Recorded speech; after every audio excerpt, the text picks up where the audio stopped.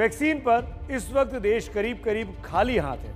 आप इसको इस तरीके से समझिए कि केंद्र से राज्यों को डोज जो मिली है वो 21 करोड़ 89 लाख डोज मिली है। अब तक कुछ बर्बादी के साथ 19 करोड़ 93 लाख डोज का इस्तेमाल हो चुका है।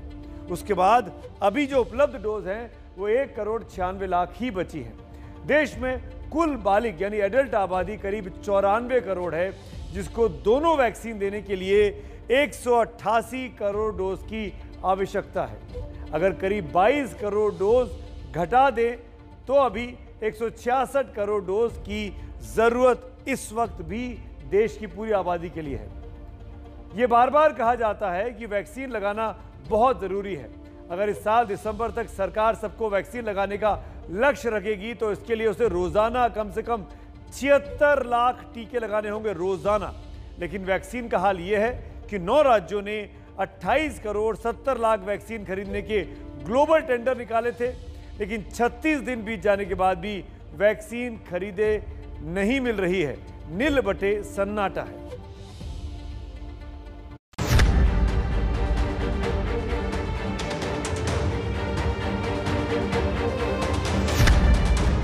देश भर में वैक्सीनेशन कार्यक्रम जारी है। कहीं वैक्सीन कम है तो कहीं वैक्सीन की कमी से सेंटर बंद हो रहे हैं।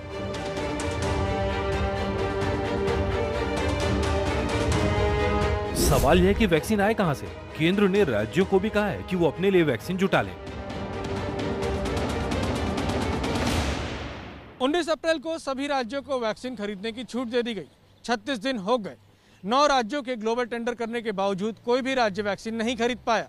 वजह है सभी की तरफ से 6 महीने में वैक्सीन देने की शर्त लगाई गई थी, जिस पर कंपनियों ने कहा क्षमा कीजिए, आप कतार में हैं। पंजाब सरकार ने अमेरिकी कंपनी मॉडर्ना से सीधे वैक्सीन सप्लाई करने के लिए बात की थी, लेकिन जवाब मिला कि वो सिर्फ केंद्र सरकार को सीधे वैक्सीन सप्लाई करती है। वैसे भी उसके पास जनवरी से पहले देने के लिए वैक्सीन उपलब्ध नहीं है। मॉडर्ना कंपनी का वैक्सीन करीब 50 देशों को सप्लाई किया जा रहा है। मॉडर्ना का टारगेट है साल के आखिर तक 80 करोड़ वैक्सीन बनाने का, लेकिन इस 80 करोड़ से पहले से किए गए ऑर्डर को ही पूरा किया जाएगा। इसी तरह दिल्ली सरकार ने फाइजर कंपनी से वैक्सीन के लिए संपर्क किया, लेकिन फाइजर कंपनी सीधे केंद्र सरकार को सप्लाई करने की बात कर रही है। यानी इस साल फाइजर कंपनी जो 250 करोड़ वैक्सीन बनाने वाली है, उसमें से भी राज्यों को कुछ नहीं मिलेगा। वैक्सीनेशन जब तक अभी 1 महीने की हमारे पास में करीबन थोड़ी दिक्कत है, परंतु मैं ये कहूँगी कि अभी भी सेंटर का वैक्सीन जो है स्टेट्स को आ रहा है। 45 ईयर्स एंड अबव वो आके लगाएं, और धीरे धीरे वैक्सीन की सप्लाई आती जा रही है। तो हमको जैसे जैसे आ रही हैं, ये ना हो कि वैक्सीन की सप्लाईज आ जाएं और साथ में हमारे बूथ्स जो हैं वो खाली पड़े रहें। अमीर देशों ने वैक्सीन बनने की प्रक्रिया शुरू होते ही ऑर्डर दे दिए थे। तब किसी वैक्सीन की सफलता की कोई गारंटी नहीं थी। ब्रिटेन ने अप्रैल 2020 में ही वैक्सीन खरीद के लिए टास्क फोर्स बना दी थी। अमेरिका ने जुलाई 2020 में ही वैक्सीन के ऑर्डर देने शुरू कर दिए थे। यूरोपीय यूनियन ने जून 2020 में खरीद के करार करने शुरू कर दिए थे। सुविधा संपन्न देशों ने पिछले साल के मध्य में ही वैक्सीन के लिए अलग अलग कंपनियों के पास ऑर्डर बुक करने शुरू कर दिए थे, और भारतीय राज्य 1 साल बाद यानी अब इस प्रक्रिया को शुरू कर रहे हैं। ऐसे में वैक्सीन मिले तो कैसे? सवाल यह है कि इन हालात में क्यों नहीं केंद्र सरकार को ही वैक्सीन खरीद पर जोर देना चाहिए। भारत सरकार का दावा है कि अगस्त से दिसंबर के बीच देश में वैक्सीन की 216 करोड़ डोज उपलब्ध होंगी, लेकिन इस दावे में कई किंतु परंतु लगे हैं। ऐसे में जरूरी है राज्य और केंद्र की सरकारें वैक्सीन की खरीद और वैक्सीन लगाने की राह में आने वाली रुकावटों को दूर करें, ताकि देश की जनता की जान बचाई जा सके।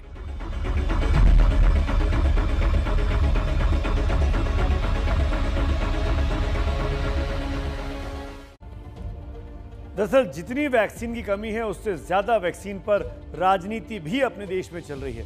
राजनीति कोरोना के वेरिएंट को लेकर भी है।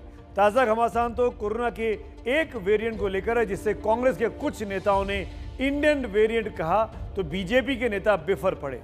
वैसे लोग अपनी सुविधा के हिसाब से वेरिएंट का नाम उस देश के नाम पर रख देते हैं, नहीं तो वैज्ञानिक इनको कैसे पुकारते हैं यह आपको आज बड़े ध्यान से समझ लेना चाहिए। जैसे ब्रिटेन में आया जो वेरिएंट था, उसको वैज्ञानिकों ने जो नाम दिया वो था B1.1.7। ब्राजील में फैला तो E484 के उसको नाम दिया गया ब्राजील के वेरिएंट को। दक्षिण अफ्रीका में जब एक नया वेरिएंट मिला तो उसका नाम रखा गया B.1.351। इसी तरीके से अगर भारत में फैला तो इसका नाम रखा गया B.1.617। इसे भारत का वेरिएंट, जिसको कांग्रेस के नेता कह रहे हो, जिस पर बीजेपी आपत्ति कर रही है, याद कर लीजिए B.1.617। ऐसा एक नहीं, दर्जनों वेरिएंट दुनिया भर में फैले हुए हैं। एक वायरस जब अपनी कोई कॉपी बना लेता है तो उसमें कई बार बदलाव आ जाते हैं और ऐसे ही बदलाव से एक नया वेरिएंट बन जाता है, उसको एक नया नाम दे दिया जाता है। जरूरत है इन वेरिएंट से लोगों को बचाने की, ना कि इस वेरिएंट के नाम पर उलझने की और राजनीति चमकाने की, जैसा कि बीजेपी और कांग्रेस के नेता इन दिनों लगातार कर रहे हैं।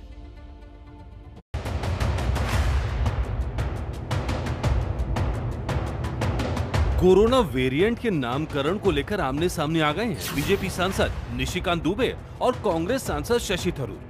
बीजेपी सांसद निशिकांत दुबे ने लोकसभा अध्यक्ष ओम बिरला को चिट्ठी लिखकर शशि थरूर को अयोग्य साबित करने की मांग की है।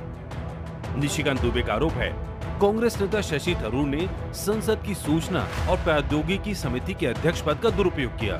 थरूर केंद्र सरकार की छवि खराब करने के लिए पद का इस्तेमाल कर रहे हैं। थरूर ने B.1.617 के लिए इंडियन वेरिएंट शब्द का इस्तेमाल किया। इससे पहले कांग्रेस नेता कमलनाथ के इंडियन वेरिएंट शब्द इस्तेमाल करने पर भी हंगामा हो चुका है। बड़े दुख की बात है कि भारत किस तरह आज पूरे विश्व में बदनाम हो रहा है। ये चीन का वायरस था, चीन का कोरोना था। आज पूरे विश्व में सबने नाम लिख दिया है इंडियन वेरिएंट कोरोना। कई प्रधानमंत्री और राष्ट्रपति इस नाम से पुकार रहे हैं। इस शब्द के इस्तेमाल के बाद कमलनाथ के खिलाफ FIR दर्ज कराई गई। बीजेपी ने पूरे तेवरों के साथ कांग्रेस पर हमला किया। कमलनाथ जी वो देश का मनोबल तोड़ने का काम कर रहे हैं। इंडियन कोरोना वाला बयान देना क्या कांग्रेस को शोभा देता है? और वहीं कांग्रेस ने केंद्र सरकार के 2 मई को सुप्रीम कोर्ट में पेश हलफनामे की कॉपी पेश कर नहले पे दहला मारा है। कांग्रेस का कहना है कि केंद्र सरकार ने सुप्रीम कोर्ट के सामने जो हलफनामा पेश किया है उसके पेज नंबर 3 पर स्वयं लिखा है कि इंडियन डबल म्यूटेंट स्ट्रेन, यानी कि इस शब्द का पहली बार उपयोग तो केंद्र सरकार ने किया है। इसलिए FIR तो केंद्र सरकार के मंत्रियों के खिलाफ होनी चाहिए। दरअसल WHO की नीति कहती है कि वायरस को इलाके से जोड़कर नहीं देखा जा सकता। जैसे कोरोना वायरस को ट्रंप ने हर बार चीनी वायरस कहा, जिसका विरोध चीन करता रहा। We have waged a fierce battle against the invisible enemy, the China virus, which has claimed countless lives in 188 countries. लेकिन WHO ये दुनिया भर की सरकारों ने ट्रंप के तरीके को मान्यता नहीं दी। इसी तरह भारत में तेजी से फैल रहे वायरस का नाम रखा गया B.1.617, जो आधिकारिक नाम है।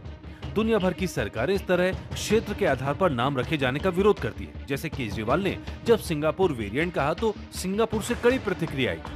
वायरस रूप बदलते हैं और रूप बदलते रहेंगे, लेकिन इसमें किसी देश या इलाके की गलती नहीं होती।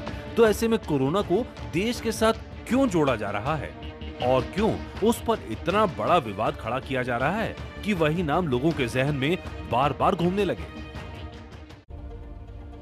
आपको याद होगा शेक्सपियर ने एक बार कहा था कि नाम में क्या रखा है, लेकिन हमारे नेताओं का हाल देखकर आप कह सकते हैं कि नाम में राजनीति रखी है। कोई ये तो बताता नहीं कि कोरोना के किस वेरिएंट से लड़ने में वो कैसे मदद कर रहे हैं, लेकिन कोरोना के वेरिएंट पर राजनीति जरूर चमकाना चाहते हैं, चाहे वो कांग्रेस के लोग हो या फिर बीजेपी के लोग हो।